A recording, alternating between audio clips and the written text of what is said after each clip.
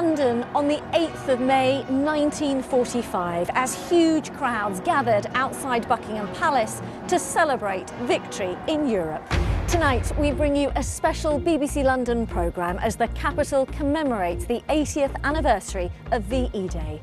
We'll hear some of your memories. We came to see the King and the Queen and Churchill come out on the balcony and celebrate everything with all these thousands of people all the way up the Mall.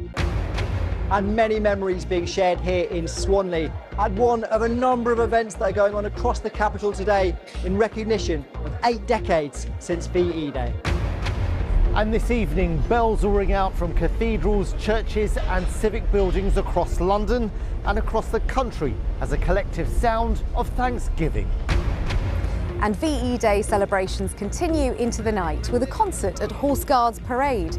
The stage is being set for stories, stars and music. Don't worry if you don't have a ticket, I'll have details of how you can watch.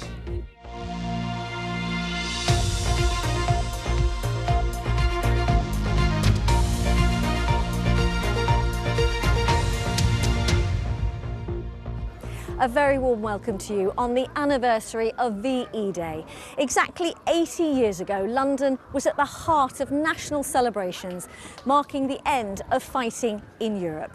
And Buckingham Palace and the royal family became a focal point for huge crowds that had gathered here, shouting, "We want the King." In fact, King George VI greeted crowds from the palace balcony 8 times. And it was that day that the then Princess Elizabeth and her younger sister Margaret got permission from the King to mingle with the jubilant crowds, later saying it was one of the most memorable days of her life. Well, you've been getting in touch with some of your memories, including some from right here on that historic day.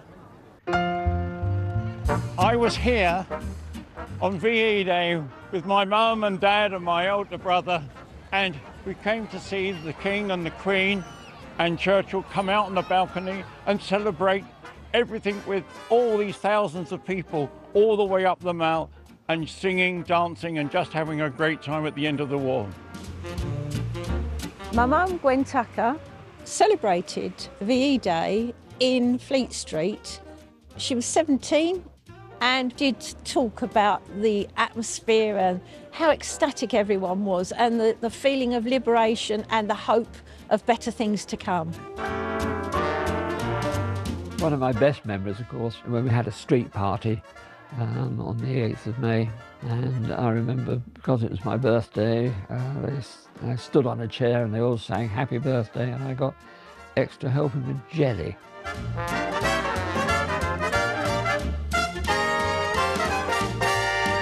I was 8 years old when we came down to see the celebrations. Mum and Dad were absolute royalists and Dad was in the London Fire Service. There was people on each other's shoulders, there was people clapping, there was people cheering, there was people hugging and kissing each other. It was just amazing. My mum left school at 14 and started her job in Fetter Lane at Shaw's, a printer's. She was an office junior there. She carried on doing her part for the war, working in central London, despite all the dangers that involved. Most of the air raid shelters, I think, had been built, obviously, to withstand almost direct hits. I got memories of being swept up in my father's arms and carried down into the shelter. Some of those bombs really did cause terrible destruction. It was a time of real worry for parents and for family and for everybody as a whole. But everybody looked after each other, everybody was one big family. I think on VE Day my mum would have been feeling relief, excitement. She would have felt joyous to be amongst her friends and just savouring every moment of that really special day. There was this great sense of relief and happiness and joy, and dancing about in the street and doing the conga, I remember as a boy. I thought it was a touch of madness. I will be celebrating VE Day with some friends and we will be having songs and recollections of what went on during the war and a glass to celebrate that we've made this 80th year this year.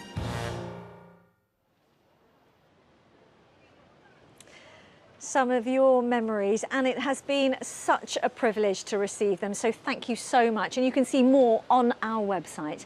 Now, there have been many VE Day events taking place in and around the capital. Let's head southeast from here and join Matt Graveling, who can tell us more. Hi, Matt.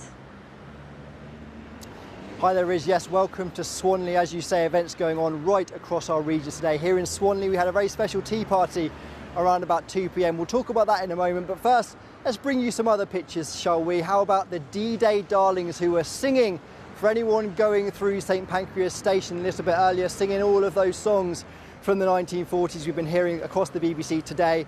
And music was also the theme in Belgravia Square, where people turned up and sat in deck chairs, many wearing dress from the era, and watched musicians playing on the stage. Now, here in Swanley, they had a very special tea party just in the Town Council building away to my right-hand side in the Alexandra Suite.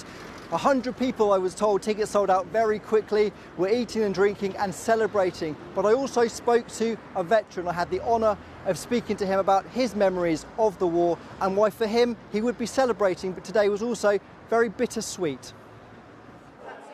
It's a day of remembrance for me because I lost so many friends during the war, and yeah, I do think of them a lot. You know, it's they're all good. They were all good friends. That one friend in particular, so he was a fighter pilot and he crashed. What was his name, sir? Teddy Knight. He was a fighter pilot, and Typhoons, I think it was, he was on. And that's who you're going to be remembering today? Oh yes, and also all my other friends that got killed. There was quite a few that got killed flying, you know. You'll raise a glass? Oh yeah, or two. Picture of the VE Day street party. Where were you in this picture? My sister, me, my baby sister, my big sister and me. And what do you remember of this day? What was the atmosphere like? Wonderful, wonderful. Everybody was relieved and hoping that their loved ones come home. If you had sixpence, they'd share it with you. My dad used to breed chickens and rabbits. No one went hungry at Christmas.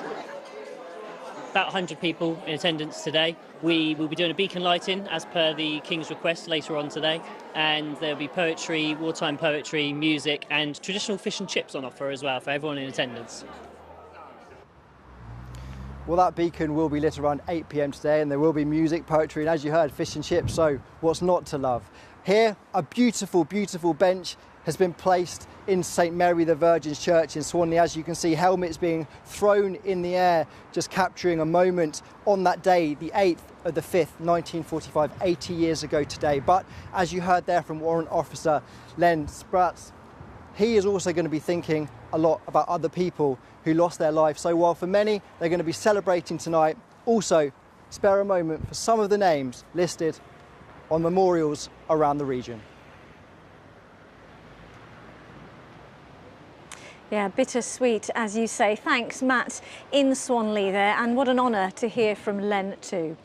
Now, there is a wartime legacy when it comes to our buildings as well. When we look around our capital city, there are reminders, some obvious and others more discreet. Wendy Hurrell gives us an insight into some of the places still bearing the scars.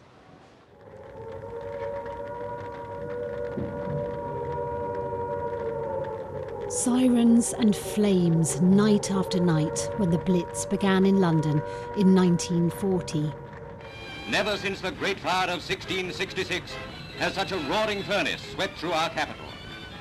So much was destroyed, yet St Paul's Cathedral would rise, a beacon of hope from the wreckage. Modern buildings now stand on the bomb sites, but one poignant relic reminds us. We are in St Dunstan's in the east, and we're left with ruins from the original Wren Church. We have the Wren steeple behind us and what I like to call the lattice work of the bomb-damaged nave. Those walls of Sir Christopher Wren's church frame a secret garden in the City of London, opened in 1970. In St Dunstan's, I think there's some key legacies. What happened during the war, the voices of people in the war, which are becoming less and less, which we need to record. the value of green spaces, particularly in terms of health and well-being. And when you look around this area, the other big lesson is that it is very easy to cover a city with concrete. It's not quite so easy to protect the green spaces. The priority then was to protect lives. Air raid shelters were being built in gardens across the capital. Today, very few survive. This one is still here because it's got a concrete base. Okay. Whereas most of them were set in mud. And over the years, they sink down into the mud and get lost. This Anderson shelter behind terraced houses in Oval saved a family's life when the bomb fell nearby. That dash from house to here in an air raid must have been terrifying. Absolutely. You'd have come out of the house clutching your gas mask. In the middle of the night, it would have been pitch black, planes going overhead, sirens going. And just to understand this is how people had to survive and live is important. The Luftwaffe is again making night hideous. London was again bombarded later in the war. A fragment from that violent episode survives on this street in Westminster. It would be so easy to walk past and miss this, wouldn't it? Absolutely. Even when you know what you're looking for, it's kind of hard to find as well. And I think it's just so poignant. This was once inside a home, and that blast wiped out, of course, this house, but also a number of houses along this street and a few of the surrounding ones as well. And we know that 7 people died and 9 people were also injured. And seeing this glimpse inside someone's house, I think just makes it seem more real. And you can imagine the moments before, they're happily sitting around the fire maybe, and then suddenly the V1 rockets land almost without any warning, and all of that peaceful domesticity is just thrown into chaos. And when you next walk along Exhibition Road, observe the stone blasted by explosions outside the Victoria and Albert Museum. From the first bombing raids early in the war, right up until 1944 and the second wave, an estimated 12,000 metric tons of bombs fell on London and 30,000 civilians were killed. The damage here is left as a memorial to those people, and it's who we think about on VE Day. Wendy Hurrell, BBC London. Yes, a day of mixed emotions for many families in and around the capital as they remember loved ones who served, were injured or never returned from war. Well, a special project by the Imperial War Museum wants to share letters to loved ones. To find out more, I'm joined by Dr. James Bulgin, Head of Public History at the museum. Good evening to you. Thank you for joining us. Just tell us a bit more about this. So what we're asking people across the country to do, and certainly within the capital, is to look into their own personal archives, into their cupboards and attics, and to see if there's any letters written during the Second World War between loved ones, which they still have in their possession, and to take photos of them and to submit them to the website, which is at ve-vjday80.gov.uk. And then they can sit there in perpetuity as a kind of memorial of this period of time. Now, a couple of those letters that you've already got were read out by actors at the special service in Westminster Abbey today. Let's just hear a clip from Nina Sonsanya, an actor, reading out a letter from Janet Thornton to her daughters, Renee and Pip, and she mentions their brothers, her sons, Douglas and Kenneth. Dear Renee and Pip, the war in Europe is over. Fighting has ceased. Everybody is excited. Flags are being put up in every house and shop. Small children are forming bands. Tonight, everyone will be singing. We should have liked to have been all together for the first day. Our reunion will come later on. It has not been an easy victory, and Douglas and Kenneth have both faced death many times. Nina Sonsanya reading one of the letters there. How does it feel hearing that? It's so moving to hear these accounts. So you realise, of course, the war was experienced on such an individual level. Sometimes we think of it as being this huge, global, world-changing thing. We forget that it was really just about people and what they were encountering on a day-to-day basis. And letters like that really make the point about the interactions between individuals in this critical moment in time. And that's why you really want people to get in touch with their own personal stories. Now, as we're coming to the end of living history, if you like, this anniversary feels perhaps even more poignant. Yeah, I think this is a huge moment actually for the history of the Second World War and where we are in the present time. I mean, of course, the 75th anniversary wasn't what it could have been because of the COVID pandemic, and so now we found ourselves on the brink of the edge of as you say, this being a living history, and so it's the last opportunity that we get to share it with people who saw it with their own eyes, and to ensure that we can do what we need to do, which is to take it ourselves and carry it forward beyond them into the future. And of course, as a historian, you know, this is something you're hugely interested in, and it's what you live and breathe every day. But what about for you personally? What does VE Day mean? I think it's a moment to kind of pause and contemplate, really, because what VE Day gives us, you know, forces us to reflect upon is the war in its totality. You know, we stand here now and we think, if we'd have been here 80 years ago, this landscape would have been so different. We'd have been looking out and we'd have been seeing, you know, sandbags and anti-aircraft guns and lamps and all this, a completely different way of existing. And that would have been almost 6 years that these people had endured. The idea that people lived for 6 years with the threat that something could come from the sky at any moment and kind of change their world. And that for me is such a difficult thing to contemplate. But VE Day really forces us to confront those kind of ideas and memories. Yeah. And a chance to pause and reflect, as you say. James Wilding, thank you so much for joining us on BBC London. Really good to get your thoughts. Thank you. Thank you. So, as James said there, you know, do get in touch. The Imperial War Museum wants to hear from you. Dig out some of those personal letters that perhaps, you know, are in the attic or perhaps that you have been saving. But now let's return to some of the day's events marking this 80th anniversary. We'll join Lakshmi Gopal on Horse Guards Parade in a few moments, but first it's over to Southwark Cathedral and Asad Ahmed and the sound of church bells.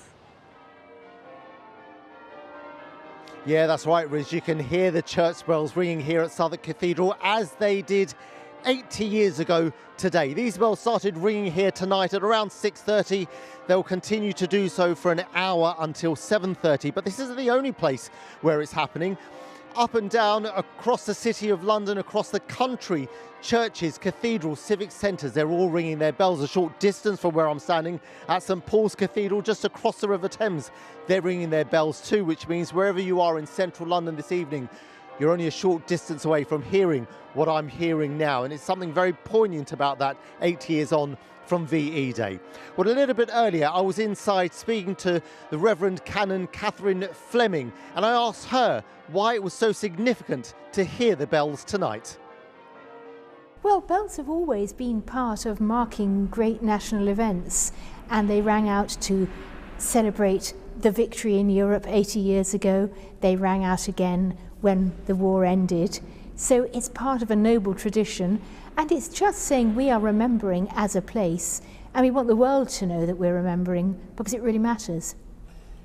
And we're remembering the celebrations that took place this day 80 years ago, but we're also remembering the losses that were incurred during the war. It's a difficult period. Absolutely, and I think that's why it matters to remember, because, you know, the saying, those who forget history are doomed to repeat it. It's looking back and thinking, well, yeah, we celebrated the end of something terrible. Let's not go there again. Let's try and make different and better choices going forward. Yeah, my thanks to Reverend Canon Catherine Fleming, who I was speaking to a little bit earlier inside the cathedral. It really is beautiful here tonight, and the sound of bells is just stunning. Later on, when I was speaking to the Reverend Canon, we were talking about the events this week which have taken place across London, and a really important point I thought she made was that it was important to see people coming together to mark VE Day, to celebrate VE Day, to remember VE Day. People from different communities, religions, cultures, backgrounds, showing a sense of unity. She said it was really important to see that sense of unity, especially in this day and age, 80 years on from VE Day, where we need unity probably more than we have done for years. But these bells will continue to ring until 7:30, like I say, as they will do across London, across the country. And it really is a very special moment, 80 years on from VE Day. Back to you, Riz. Thank you, Asad, and an important message there, thank you. Well, from Southwark to just down the road from here and Horse Guards Parade, where there's a special concert this evening. And in fact, before we go to Luxmy, it was just a short time ago behind us that we saw the King leave Buckingham Palace, heading his way to Horse Guards Parade. So let's go to Luxmy, who's there now. Yes, Riz, you can probably see behind me there are people here already waiting, with many of them in their seats for the concert, and many of them dressed in red, white and blue. VE Day is, of course, about solemnity, but also about celebration. And this evening here hopes to encompass both of those things. It's going to be an evening of music and storytelling featuring stars of screen and stage, many of them from our region, including actors Nigel Havers, Larry Lamb and Derek Jacobi, doing a revival of Dad's Army, and also Londoner Fleur East will be among those performing. But the real stars will of course be the veterans who will be sharing their stories and experiences of the original VE Day exactly 80 years ago. And listening to those stories will be some of the people I spoke to a little bit earlier on their way into the concert venue. Have a listen. It's very important, but also it's going to be amazing to see and to hear the stories, people's stories of 80 years ago of the Second World War, you know, and how hard it was. So it's going to be a very moving evening. Well, it's fantastic to come here. For a start off, you can see I'm carrying my father's medals from, but his VJ parade, not VE, but we was given this opportunity to come here and looking forward to it. It's going to be a fantastic evening, I hope. I've never been to a big event like this. We live near in London, so it's really exciting, really exciting. So, and it was a big deal enough for you to dress the part as well? Yes, definitely. Well, yes, so I've tried. Not very hard, but I've tried. I think that's a success. So enjoy the celebrations and respect all those that looked after us 80 years ago. It's a lovely time, and hopefully everybody else will enjoy it, and even the younger, generations will learn sort of from it. So it looks absolutely good that so many people are coming. Riz, you mentioned the King earlier. Well, it's expected that His Majesty may say a few words this evening as well. And as I said, this is an evening about not just paying tribute to those who served and sacrificed during the Second World War, but it's a chance to channel the feel-good atmosphere that was felt at that time. So a fitting conclusion and culmination to a week of commemorating VE Day. And if you're not able to be here, if you don't have a ticket to be here, then don't worry, because you'll be able to watch it all live from home on BBC One at 8 o'clock, and it goes on until 10 p.m. Riz. Lovely. Luxmy, thanks very much. And talking about saying a few words, it is important to remember that we are talking about victory in Europe today, the 80th anniversary. But actually fighting did continue in Japan after that time. And it was something that Churchill said, we allow ourselves a small moment of celebration. Listen to this. Hostilities will end officially at 1 minute after midnight tonight, Tuesday, the 8th of May. We may allow ourselves a brief period of rejoicing.